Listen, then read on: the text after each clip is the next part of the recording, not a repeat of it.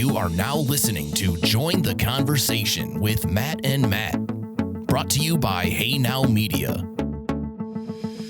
Hey guys, we are here with another episode of Join the Conversation with Matt and Matt. I'm Matt Jaffe, and I'm here with Matt Sobel today. And today's conversation is for people who are trying to create more content, either with their business or their personal brand, and they are feeling stuck. This is or even for people that haven't started making content yet but are itching to start making content. Matt Sobel, how's it going? Doing great. Beautiful Cleveland morning here. It's snowing finally. We're out of the gray and into the white. It's not raining anymore, so it's nice. Yeah, and we have a great view here at the Ariel International Center in Cleveland, Ohio, overlooking the lake. It's really is a beautiful day today. So today's topic, let's start with different places that we get inspiration from. People you look up to. I mean, where do you get inspiration for content ideas? Yep. So something that I've experienced is kind of hitting a roadblock in the different types of content. And I've realized that I really need to go out and explore and find sources of inspiration for myself, or I do get stuck. And so one of those sources is people in my life that I look up to and experiences that I've had with those people. So people who I work with, people in my family, my dad who I used to work with and I look up to as a leader and a business role model in a lot of ways. Things like that, anecdotes, things I've learned are a great place to kind of turn into content. Storytellers. You got some good storytellers in your family? Absolutely. Whether they're stories or they create the story, there's lots to be talked about there. Something else that's really been an interesting source of inspiration for content is kind of talking about, and not calling them out, but talking about people or situations that rub me the wrong way. So kind of using that as like, hey, I saw this happen. I would never approach a situation this way. Let's talk about it. What's your approach? And kind of opening up the conversation to something I saw that maybe I didn't agree with. And those averse situations have actually been an interesting door to open as far as content generation that, maybe people wouldn't think about wanting to talk about. It's very interesting. I kind of find content in a different way. I'm mostly finding my content by looking at other content producers online. I'm constantly doing research and constantly browsing YouTube and Instagram, Facebook, LinkedIn. I'm always finding inspiration. Some of the big guys that I've been following lately, Gary Vee, of course. It took me a while to get used to Gary Vee. At first, when I first started listening to him and watching him, kind of thought he was this arrogant guy, super high paced, just talks a mile a minute. But after watching a bunch of his videos, he's really got something going on over at his company. Yeah, and Matt Brower and I have been on the Gary Vee train for a long time now, for years now at this point. Have his books, have been really following closely and trying to follow him kind of as a role model in a lot of ways. And he's really awesome. He has kind of created the model of creating content. He put out a 270-page slide deck to help people with this. That's literally just a playbook of if you're stuck, open that. So that's a great place if you're stuck. If you haven't looked at Gary Vee's content playbook, definitely go download that. It's an amazing resource that he spent the time, energy, and effort to put together for the world to use really for free. He could have charged a lot. He could have held it back and not done it, but he chose to give it to the world, which is really awesome and an inspiration to us as a company, honestly. Yeah, man. A couple other, I'm just going to go through my YouTube history here real quick. Some other people that really inspire me. There's this guy, his name's Harrison Neville, and he is a hype beast. A hype beast is someone that is really into the shoe culture, the hip hop culture, t-shirt culture, hoodies, all sorts of stuff like that. And what he does is he basically reviews shoes and he unboxes these mystery boxes. He'll spend $10,000 and get a mystery box from someplace in Australia, and they'll send him this box and he'll unbox it, and he does it all on video, and he's giving away shoes. And I don't even care about shoes. I don't even care about this culture at all, but his videos are so engaging that I find myself like mesmerized watching him unbox these like rare shoes, and it's just great content, and I find I get so much inspiration from it. Yep. And that kind of brings me to something that I often think about, which is if you're going to create content, there's only certain reasons why people will actually consume your content. So one of them is entertainment. So for you, it's pure entertainment. You don't need to learn anything. You just want to go there, watch this guy, be entertained, zone out, kind of disconnect, and it's entertainment. So that's an opportunity. If you're somebody who's funny, if you're somebody who has the ability to create entertaining content, do it. It's hard. It's a hard road. It's not for everybody, but it's also something that can be, wildly successful if you're able to be entertaining. The other reason why people consume content often is to learn.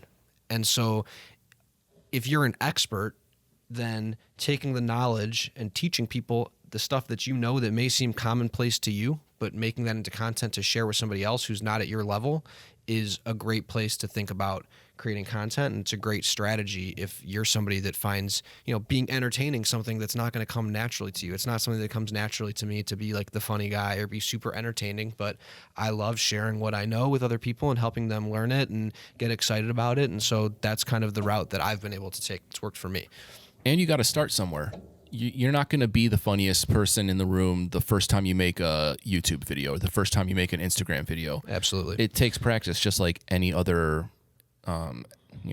profession or sport. You have to practice and practice and practice. Yep. I've actually recently been thinking, I'm definitely not a fitness buff by any means. Anybody who knows me knows it's really not me. However, creating content is a lot like working out. As you create content, it gets easier and easier. It's really hard to get started. You need to have a plan to be effective. As you do it, it gets easier and easier, and you're able to kind of create that momentum, very similar to being on a workout plan or an exercise plan. It takes the same amount of dedication and effort, but you also can kind of see those incremental results. Just like exercising, you start to see those things happen to your body. With content, as you put things out and you generate that consistent flow, you really do start to see the results happen and build. What do they say? It's something like you have to do something 28 days in a row to create a habit. Yep. And that's basically what you have to do here if you're trying to create content. You got to just get out there, do it every single day. I don't know, set a reminder on your phone, 10 o'clock every morning, I'm going to make a little video, just shouting, reviewing the coffee I had this morning, or, literally you can make content about anything. As long as it's interesting to someone, you should make it. Yep. And the last piece that I would jump into here is there's a lot of different ways to create content, and it's really important to find the ways that you're comfortable with and kind of not fight upstream. So if you're someone who's not comfortable being on video, don't start with video. Sure, the trend might be video, but if that's going to be an abrasive thing for you, maybe you're a better writer. Start writing posts and articles and doing writing stuff. Maybe getting on, and this is something that's been new and I'm very excited about, is recording audio.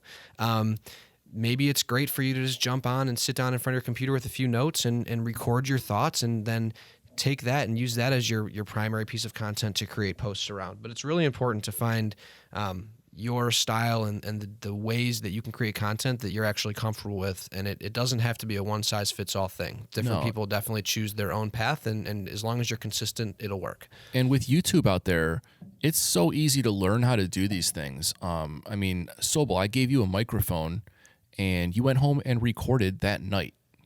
I gave you a couple pointers. Yeah, I gave you a couple pointers in the office. You went home and you started pumping out content. You've been sending me new content every single morning. I'm waking up to my inbox full of Matt Sobel stories and anecdotes about business, and I'm turning it into content, and it's great. Yep. And for anybody out there who's thinking about the DIY path, it's definitely a viable thing. There are tools like Canva that allow you to create large volumes of graphic design without being a graphic designer, just to get started. So let me say a few things about Canva. Yep. So I work at Hey Now Media, and we have professional graphic designers here, and they are 1,000 times better than anything that I can do. And they don't have the time to do the type of content work that I'm doing, which is, recording the podcasts, making social media posts for the podcasts, and So what we have done is we signed up for this thing called Canva, which basically gives you templates to work from, and it has all sorts of stock imagery, all sorts of fonts. You can upload your own logos, upload your own images, and it basically creates posts for you, and it sizes them for you for Instagram, Facebook, LinkedIn, YouTube banners, everything. And it's been making things so much easier for me. Just creating content after content, pieces of content, like. Yep. Canva has been a tool that we've used to really ramp up our volume. Yes. And speed. And so while there's definitely, we are in the art business, we sell our graphic designers talent, and it's extremely important to us. However, a lot of the social media posts, when you need 50 social media posts, the volume is more important than it absolutely being the perfect art. And so Canva is a great tool for DIY people to do it themselves, or for us even internally to just kind of take a shortcut and pump out serious volume of content instead of waiting for our designers to really make it perfect, which, they definitely could make it look a lot better. But the ROI for us to do that, it's much better for us to be leveraging the tools, and Canva's been a great thing for us, and Matt Jaffe's really been rocking with it. So thanks, yeah. And the content is more important than the visuals. So you're listening to the podcast or Matt Sobel says. The graphic isn't going to be, something that's like incredible, like, wow, where did they make that graphic? But what you're listening to and what you're reading on that graphic is, that's what's important. That's what counts. All right. So yeah, let's wrap this one up here, and follow us on YouTube, Facebook, Twitter, LinkedIn, all of the platforms. We're all at Hey Now Media. And thanks for tuning in to another episode of Join the Conversation with Matt, and we will see you guys later.